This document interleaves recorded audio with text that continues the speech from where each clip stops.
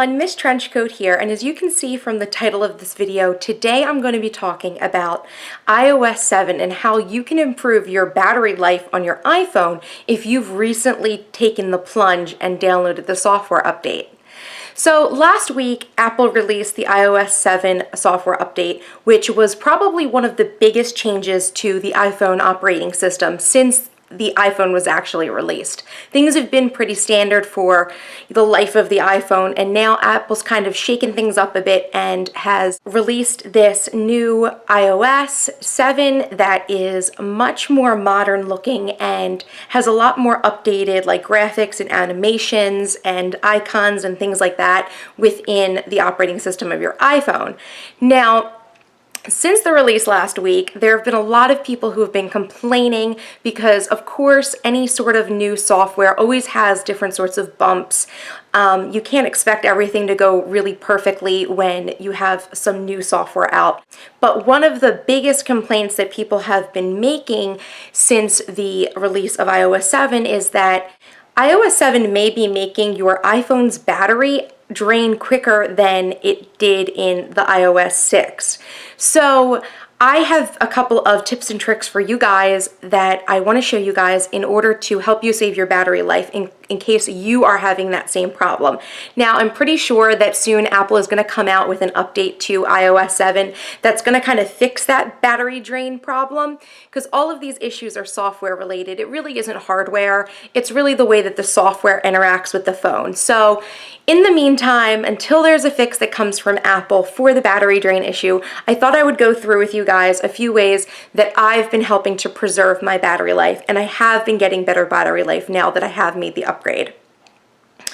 So you can see here I have my iPhone 5. I actually just upgraded to this very recently, so I actually have a completely new phone. If you are still working with an iPhone 4 or 4S, the battery drain issues in your device may be even more significant than in the iPhone 5. So this is really important that you guys kind of go in and check these sorts of issues. So the first thing that I would always suggest if you're looking to save battery life is to make sure that the brightness on your phone is kept at a lower level. So you don't need like all of your battery going to your screen. The screen is really bright and beautiful, but that's a place where you can easily drain your battery. So in iOS 7, all you need to do to access your brightness is swipe up to get this control panel that comes up. And you can see right here, you've got a toggle for your brightness, and you can actually lower it or raise it. And what you want to do is you want to make sure that you're kind of in like that bottom third. I think that's a really good place to keep your iPhone, especially since iOS 7 is predominantly white based. A lot of the different screens now are white. It's really important that you keep the brightness low, because that whiteness, you're not going to need so much brightness when the screen is white. So if you keep it down at like a third, that would be helpful. Another thing you can do is go over to your settings, which is this icon right here. And you can go into wallpapers and brightness. And you can see up here at the top that you have a brightness control that also has a toggle for your auto brightness. I would suggest keeping your auto brightness on. That's another great way to kind of keep track of your brightness, because in the evening times when you need less brightness on your phone to see your screen, it will automatically toggle down, and in the daytime, if you're outside and it's really sunny, it will automatically kind of adjust the brightness for you. So those are two ways that you can control your brightness on your iPhone so that you kind of keep it in a range where you're still able to use the phone and enjoy it, but you're not wasting all of that battery. Now, you may have noticed in iOS 7 that the animations have gotten much more intense. There are a couple of different animation effects that are taking place with iOS 7 that are new, and you can actually control those and kind of turn them off. One in particular is the parallax effect, where you can kind of tilt the screen of your iPhone and you can actually see kind of behind your icons to the background of your screen. For me personally, when I got iOS 7, I really didn't like that effect. It kind of made me a little bit nauseous because kind of like video animations can sometimes do that to me. So I made sure to turn the parallax off. The way you do that, and it will also end up helping you save battery because it'll cut down on animations. You're going to go in your settings still, and you're going to go to the General tab, and then under Accessibility.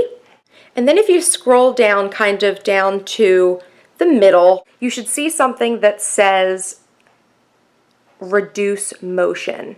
So if you see that, it's right here. I'm going to tap it. Basically, if you read in that, it says reduce the motion of the user interface, including the parallax effect of icons and alerts. So you can see here, I have Reduce Motion on. Your phone defaults with it off.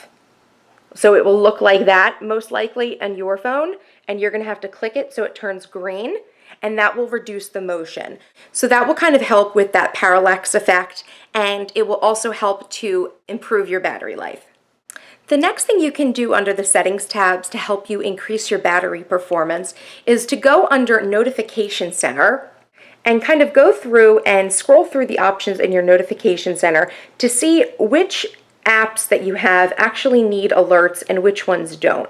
A lot of times the push notifications that come from your phone and your different apps take up a little bit of processing speed, and therefore they kind of decrease your battery life. So you want to make sure that you really keep your push notifications and your notifications on for the apps that you absolutely need it for. For me, things like stocks and my Twitter and Facebook and things like that, I don't really need notifications for that. Those are sorts of apps that I'll go into to check when I want to look at them, so I don't need constant notifications coming from those apps. So you go through your list and see what you actually need notifications for and what you don't, and you're going to definitely see some improved battery life if you're able to disable the notifications on some of your apps. The final suggestion I have for you guys is to make sure that you're closing out your apps. Now, just like with iOS 6, if you double click your home button, you will come to your view of all your open apps. To take the apps away, to kind of close them, all you have to do is click on the picture, like hold the picture down and swipe up, and that will get rid of all of those apps that are running kind of in the background. If you keep a lot of apps on, you're probably going to see that your battery is draining faster than it really should be. So make sure you keep an eye on those if you're someone who plays and goes between different sorts of apps, because that's definitely a battery saver if you can make sure that all those extra apps are closed that you don't need open. Okay, you guys, I hope this video was helpful for you and it taught you a few different ways to deal with the battery drainage issues in iOS 7. As always, guys, please make sure to like and subscribe. It's so important for you guys to subscribe because I really need to see that you guys are really interested in what I'm putting out for you guys. As always, make sure you leave a comment below if you have any questions, and feel free to message me if you have any other video suggestions. I'm always open to taking suggestions for videos. Until next time, you guys, I'll see you later. Bye.